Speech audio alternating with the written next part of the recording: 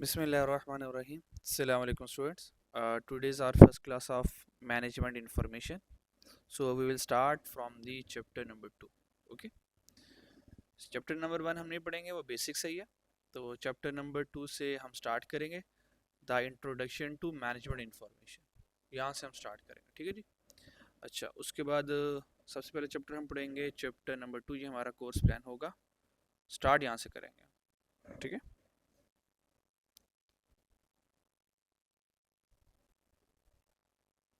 Start from chapter number 2. Chapter number 2 पढ़ेंगे, फिर हम 3 पढ़ेंगे, 4 स्किप कर देंगे हम. 5 6 7 8 9 10 11, उसके बाद फिर 4 पढ़ेंगे, फिर आखिर में 1 पढ़ेंगे इंशाल्लाह. ठीक है जनाब. अच्छा जी, शुरू वाले कुछ चैप्टर्स जो हैं वो मैं अपने नोट से पढ़ाऊँगा. ठीक है. क्योंकि यहाँ पे इतनी ज़्यादा वेल एक्सप्लेनेशन नहीं है जितनी हमें चाहिए होती है कंसेप्ट बिल्डिंग के लिए. तो हम शुरू में अपने नोट से पढ़ाऊँगा. उसके बाद फिर हम कैप्टन की बुक पर दोबारा आ जाएंगे. ठीक है जी. ओके. चैप्टर नंबर 2 पे आ जाते हैं.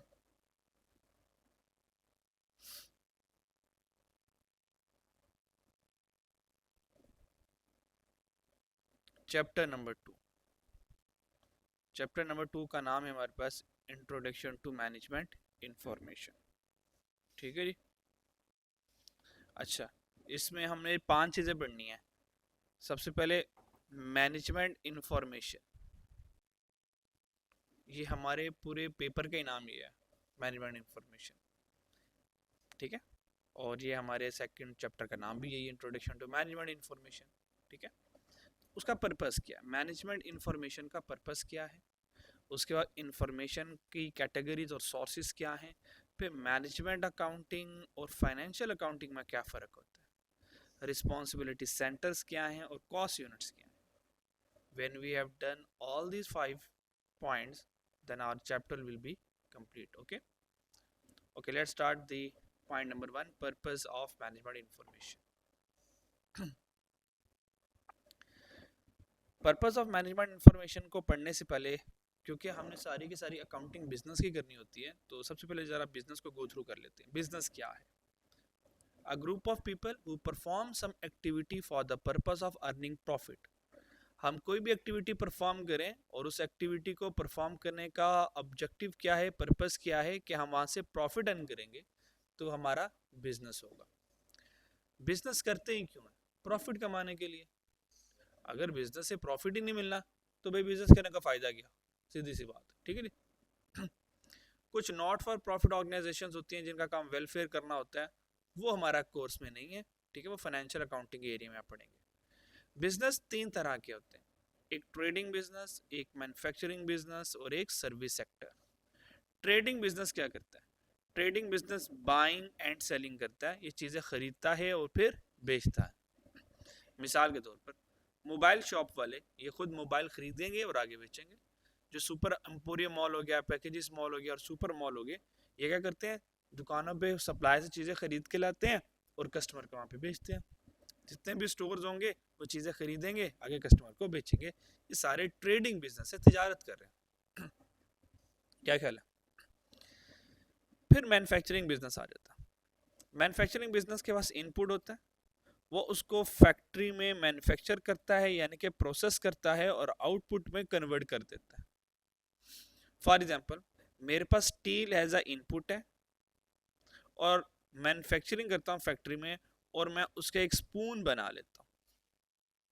तो स्टील से हमने स्टील का चम्मच बना लिया. ठीक है. तो ये हमने क्या किया, जो स्पून किया ये हमने खुद क्या किया, मैन्युफैक्चर किया बाय यूजिंग स्टील. इसी तरह हमारे पास मिल्क है, उसको फैक्ट्री में प्रोसेस करके हम बटर बना लेते हैं, हम देसी घी वगैरह बना लेते हैं. ठीक है नहीं.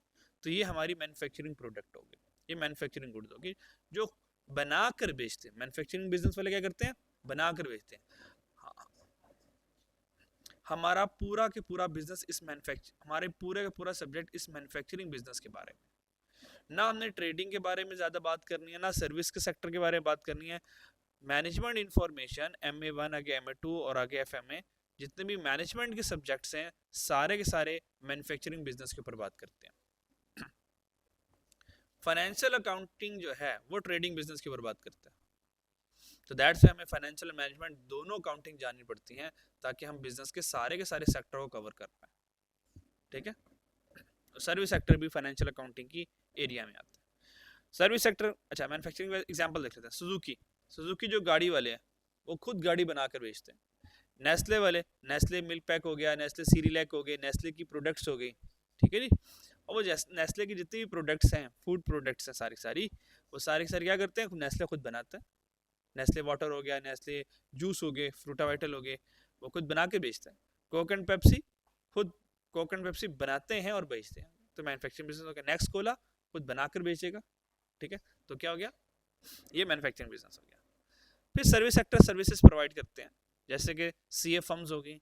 जब आप इंशाल्लाह ताला क्वालिफाई कर जाएंगे और आप आर्टिकल्स करेंगे या ट्रेनिंग करेंगे, वहाँ पे आपको सिखाया जाएगा कि कंपनीज का ऑडिट कैसे करते हैं, टैक्स के कैलकुलेशन कैसे करते हैं, कंपनीज के मैटर्स को कैसे डील करते हैं, कंपनी रजिस्ट्रेशन प्रोसेस क्या होता है, ठीक है। तो अब ये सारा कुछ सीखेंगे प्रैक्टिकली सीए फर्म, वो आपको सर्विसेज देंगे और फिर आप अगली वो सर्विसेज सीख के आगे किसी कंपनी को सर्विसेज प्रोवाइड करेंगे कि भाई अकाउंटिंग सर्विसेज चाहिए मुझसे ले लो, मैं बुक्स ऑफ अकाउंट मेंटेन कर लूंगा, मैं इनकम स्टेटमेंट बना लूंगा, स्टेटमेंट ऑफ फाइनेंशियल पोजीशन बना लूंगा, ठीक है, फाइनेंशियल स्टेटमेंट बेहतरीन बना लूंगा, आप कंपनी के रिकॉर्ड्स मेंटेन कर लेंगे, कंपनी के टैक्स के मामला को देख लेंगे, ठीक है जी। जैसा कॉलेजेस हो गए, डॉक्टर, आईटी हो गए, लॉयर्स हो गए, कॉबलर हो गए, बार्बर हो गया, ये सारे सर्विस सेक्टर, ठीक है। इसके बाद ट्रेडिंग बिजनेस में एक यूनिट कितने का बेच रहा हूं, बहुत आसान कैलकुलेशन। ट्रेडिंग बिजनेस की कैलकुलेशन बड़ी आसान, इसकी बड़ी आसान। मिसाल के तौर पे ट्रेडिंग बिजनेस में पर यूनिट कॉस्ट कैलकुलेट करना, यानी कि एक यूनिट की कॉस्ट क्या, बड़ी आसान।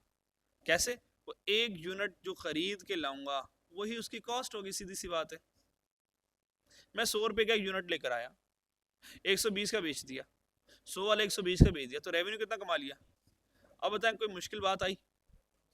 सर्विस सेक्टर में भी ऐसा होता है, रेवेन्यू कितना कमाया और एक्सपेंस कितना आया, माइनस करेंगे तो प्रॉफिट आ जाएगा। इसमें लंबी चौड़ी कैलकुलेशंस होती नहीं है, लेकिन मैन्युफैक्चरिंग बिजनेस में difficult to calculate per unit cost. एक यूनिट कॉस्ट, एक यूनिट कितने, एक चम्मच कितने का बन रहा है, इस चम्मच में पता नहीं क्या क्या दुनिया जहां के खर्चे ऐड करूंगा।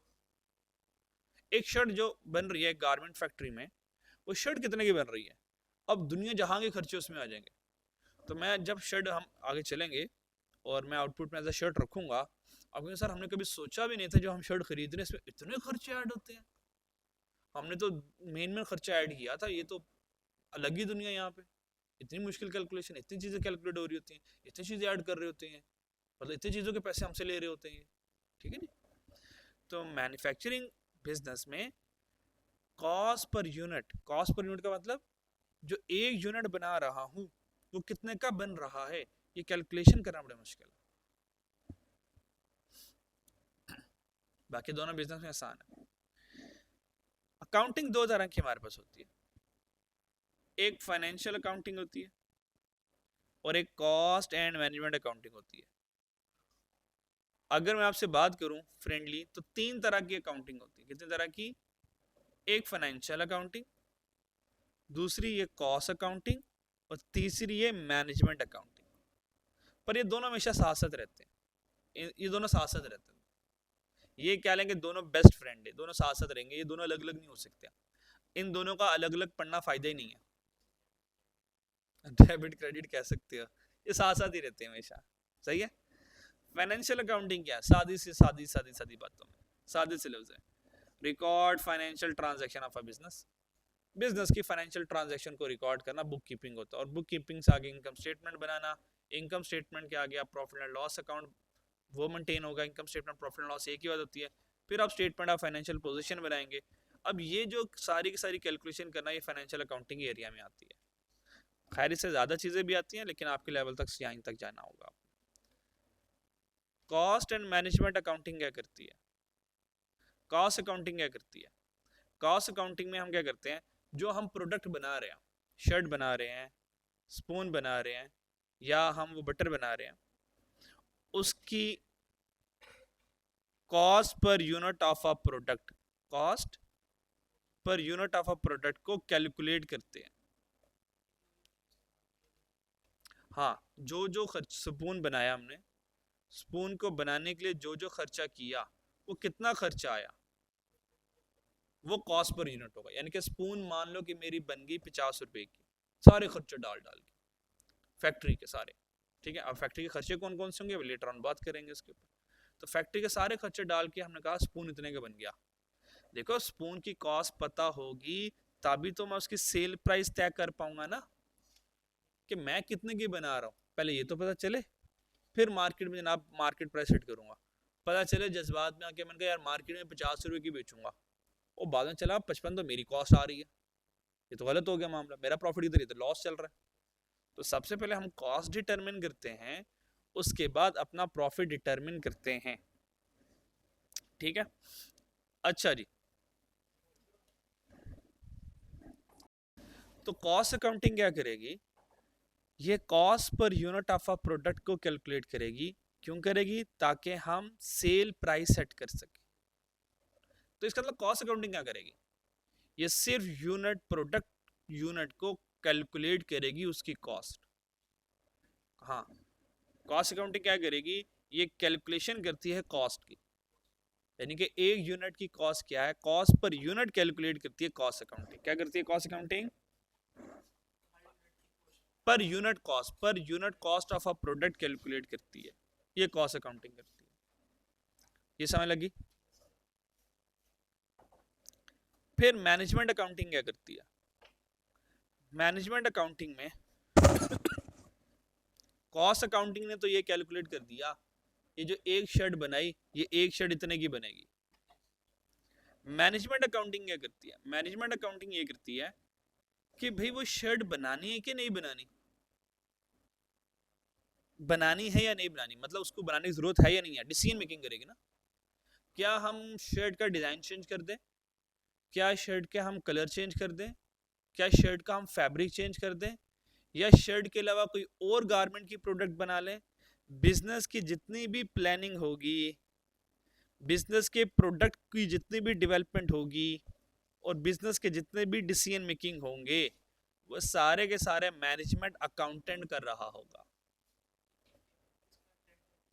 हाँ, मार्केट का एनालिसिस, मार्केट का नॉलेज, फैशन क्या चल रहा है, हमें प्रोडक्ट में इंप्रूवमेंट लानी चाहिए नहीं लानी चाहिए, किस प्रोडक्ट को ना बनाएं, किस प्रोडक्ट को ज़्यादा बनाएं, ये सारी बिजनेस की प्लानिंग, सारी बिजनेस की डेवलपमेंट, यानी कि बिजनेस की डेवलपमेंट स्टैंड फॉर प्रोडक्ट की डेवलपमेंट, और बिजनेस और प्रोडक्ट के जितने भी डिसीजंस लेने होंगे वो सारे के सारे मैनेजमेंट अकाउंटेंट ले रहा होगा, यानी कि मैनेजमेंट अकाउंटिंग के अंडर आ रहा होगा।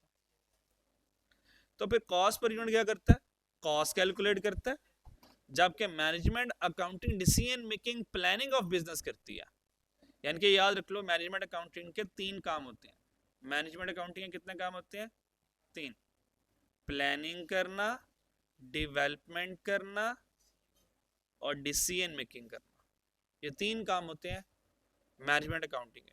तो फाइनेंशियल अकाउंटिंग में हम सिंपल बिजनेस ट्रांजैक्शंस रिकॉर्ड करते हैं, कॉस्ट अकाउंटिंग में हम cost per unit of a product calculate करते हैं, जबकि मैनेजमेंट अकाउंटिंग में हम क्या करते हैं, प्लानिंग, डेवलपमेंट और डिसीजन मेकिंग करते हैं। ये देखो तीनों बातें समय लगती हैं।